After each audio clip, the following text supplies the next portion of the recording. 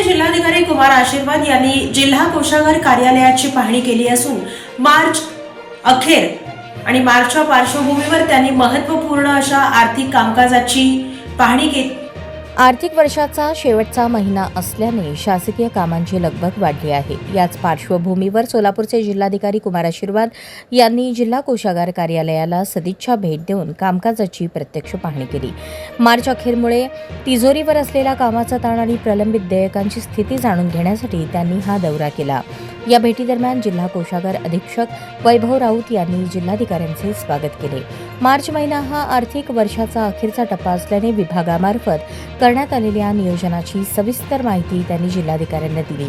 विविध विभागांकडून प्राप्त होणारी देयके आणि त्यांच्या वितरणाची सद्यस्थिती याबाबत सादरीकरण करण्यात आले। मार्च अखेर प्रणालीवर येणारा ताण लक्षात घेता कोणतीही तांत्रिक अडचण येऊ नये यासाठी केलेल्या उपाययोजनांची माहिती देण्यात आली। शेवटच्या दिवसात होणारी गर्दी टाळण्यासाठी कर्मचाऱ्यांच्या कामाचे नियोजन आणि वाढीव वेळेत सुरू असलेले कामकाज यावर चर्चा झाली।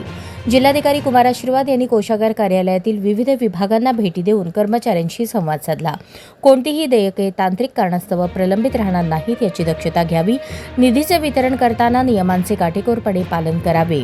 इतर सर्व शासकीय विभागांशी समन्वय ठेवून वेळेत देयके सादर करण्याबाबत सूचना द्याव्यात। यावेळी जिल्हा कोषागार कार्यालयातील अधिकारी व कर्मचारी उपस्थित होते।